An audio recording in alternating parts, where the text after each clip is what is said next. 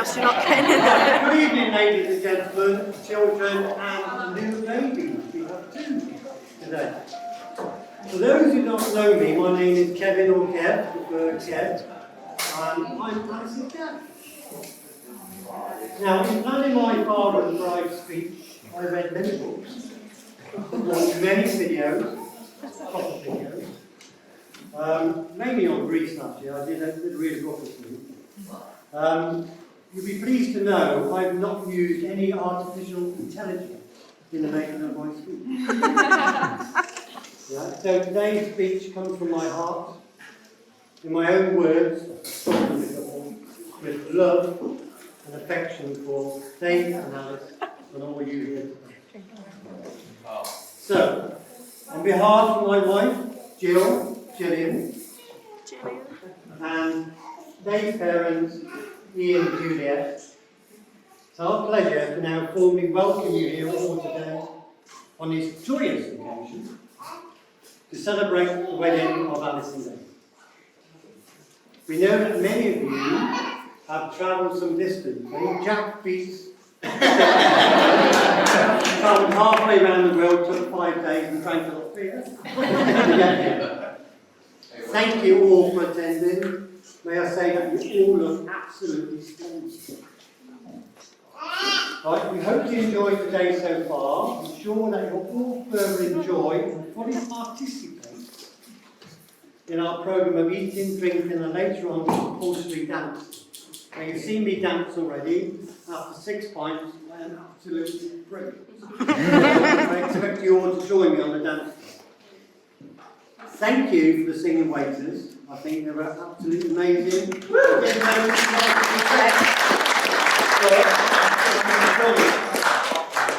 And I'd like to give this opportunity to say thank you to the barn for providing this wonderful romantic setup.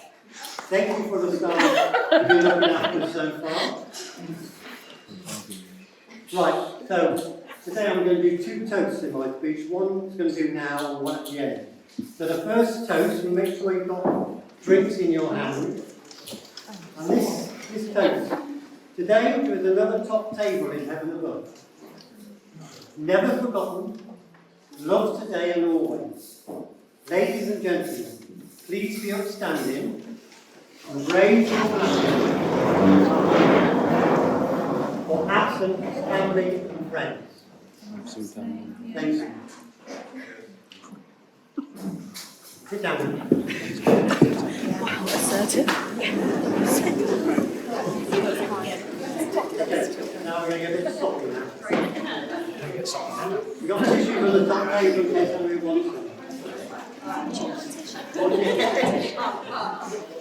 She was crying last night. As I stand here today as a very proud dad, husband, uncle, friend of all, I wish to openly express my love and thanks to my wife Jill. I'm sure that most of you today will know that Jill's love, support, guidance, sense of humour, patience in putting up with me for 40 bloody years, but more importantly, in raising our wonderful, beautiful daughter Alice, which is clearly evident today. Jill also gives a lot of love and time and attention to a wider family. I think family members here today will appreciate the time and length Jill goes in that effort to support the family accordingly. Thank you, Jill.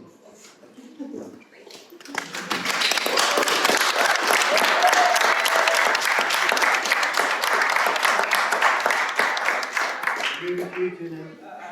Yeah. To Ian and Juliet, thank you for raising a wonderful, loving son, Dave. I think our partnership over the last 2 or 3 years has grown together as well. Also, thank you.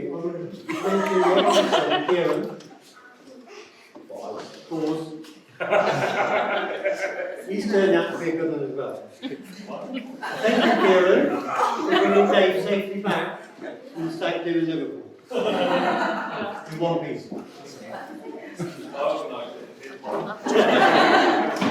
Welcome to our family. Thank you. Alice. Move downstairs.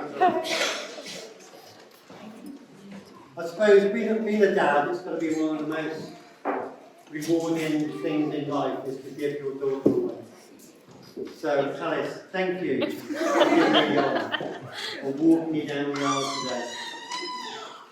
To be able to give you away in this wonderful venue in front of our respective families. This will forever linger in my memory and in my heart for the rest of my days. Get tissues. Alice, you look absolutely fabulous.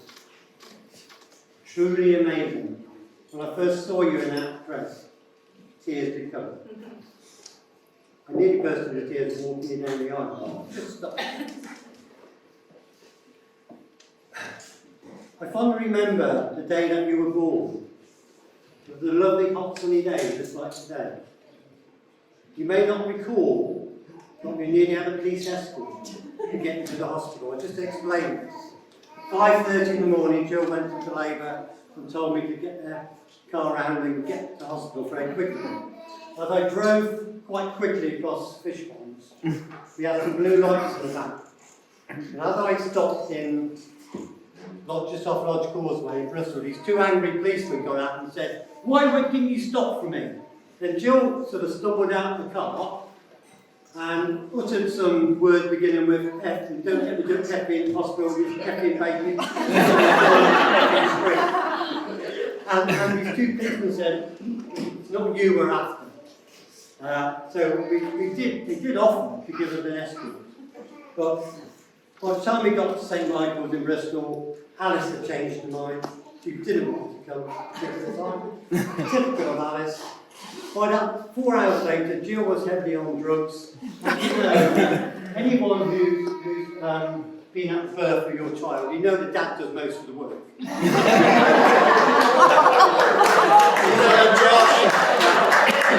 Right in the bed on drugs and whatever, you're doing all the pushing and whatever.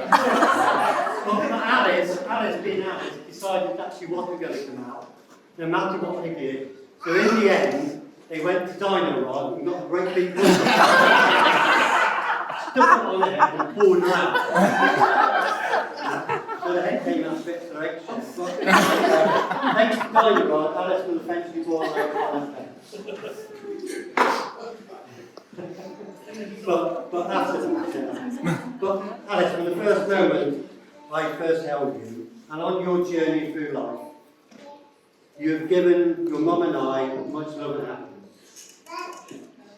There were, of course, a number of stormy teenage days, which a number of you in this room will recognise, which I think, on reflection, I think your mum and I handled very well. However, today, not the time and place to go into the details. But whilst I have the floor solid, I will. But I will only give some headlines, which some of you will recognise. The setting off of the fire bell, Horsham School. Yeah? The total disregard of school makeup. The number of phone calls we had. We used to dread going into therapy.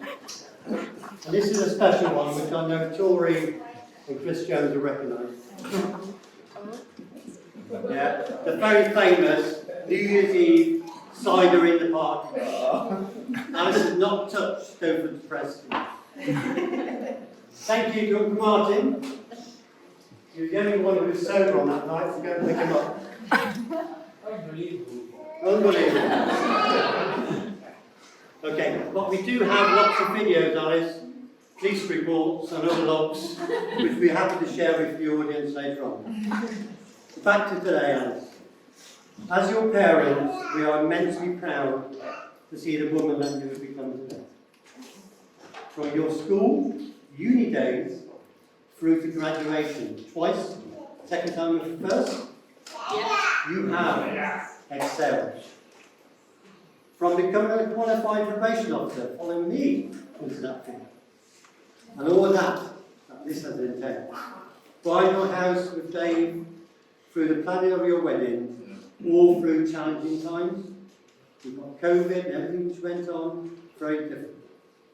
This is testament to your determination, love and courage that we all respect and warmly acknowledge today. Despite these challenges, Alice, you have made today happen. The spreadsheets and Dave helped a bit, but you have achieved so much already in life, and now with Dave as your husband, we all know the best is yet to come. So Alice, now is the time for Mum and I to finally let it slip through our fingers. No music, no singing words. But there's a certain song there. Right? And in doing so, we give our love and blessing to you and Dave and your future married life. I now need to turn to your husband. This is going to be fun.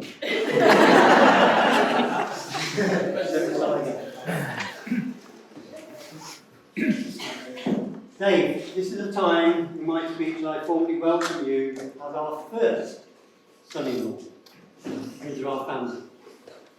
But before doing so, I just need to check out a couple of things so that we have an understanding going forward.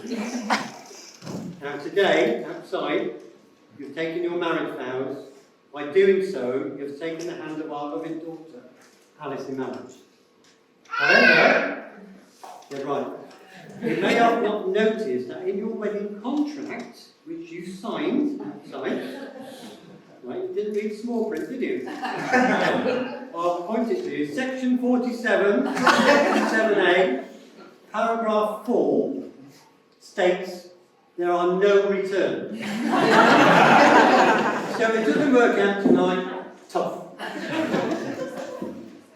Now, ladies and gentlemen, as caring parents, when your daughter tells you she is going out for a date, you ideally want to know who with, when, what time you'll be back. When Alice first went out with Dave, we were given very little information. It took a number of weeks before Jill and I were able to meet Dave. This was despite our own intelligence, our own surveillance, and police checks. Dave, I believe you like to use going on to the dark web, looking for women in the Gorsham area today. I believe you met Alice, and was it a B40 website, or was it a... Yeah, we joined that Was up. that a Bumble dating site? I'm not sure which one, I don't understand about the dating sites. But after a number of going out and out dates, we finally got to meet you. Thankfully, Dave, both Jill and I found you all right. And it helped that Alice liked you too. But as time went by, we could see that your bond together was loving and strong. And you decided to cement this further by buying your first house together, Daisy Mansion. Now, Dave, you've been a gentleman. One spring morning, a couple of years ago, you sent me a text. I need to meet you, Kev. Top secret, don't tell anyone, because I told Jill straight away. and we guessed you've been a gentleman. You wanted to ask my permission to marry our wonderful daughter. So we met. Dave, you've been Dave, wanted to meet at 6:30 in the morning. Lovely days, didn't mind. But Dave, you need to know, before I gave my permission, it wasn't that easy. I had to think long and hard. What does Dad want to see in their future son? After reading lots of books and taking legal advice, I decided there's 5 main standards Dave needed to meet. The first one, really, really important, or maybe this is not the most important, it could be one further down the line. The first one is that you will love Alice as we love Alice. You will treasure and care for Alice. And always keep her safe, like we've always done. I know, Dave, you just look into Alice's eyes, and today, and from the time that we've known you, Dave, your love and affection for Alice radiates through everything that you do for her. You're a hard-working, dependable, trustworthy, with immaculate taste, hence why you married Alice. Now, the second option I could have put at the top, standards, really important standard. Dave, you are, and always will be, a gashead. For those who don't know that, gashead is a Bristol Rovers. If you'd been a Bristol City fan, we would not be here today having this celebration. Thank you for our match days at the moment and our away days. We look forward to next season. My third quality standard, Dave, you can play darts. However, you've not beaten me yet. Keep on trying. Fourth standard, Dave, you can cook a great Sunday lunch. However, your roast potatoes need a bit more work.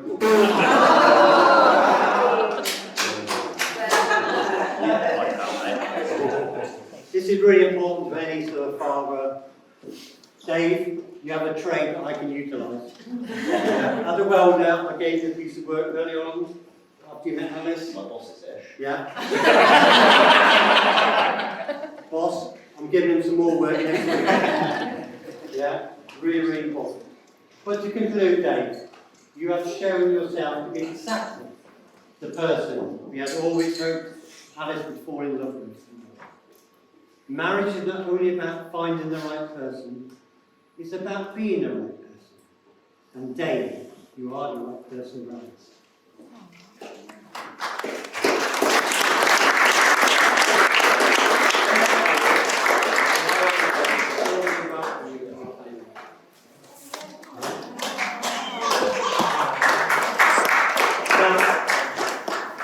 Part of my speech is about words of wisdom on married life. I'm not sure about the right person to do that. But I'll have a go. So here goes. Let all your troubles be little ones. I don't care if it's boys or girls, just bloody crack on with it. You cannot fully enjoy life until someone you love enjoys it with you. Marriage is a journey of understanding, fun, sorrow, forgiveness, laughter and sharing. In short, it's a journey of life and a journey of love. With this in mind, I'll leave you with 7 words for happy marriage. Work for me.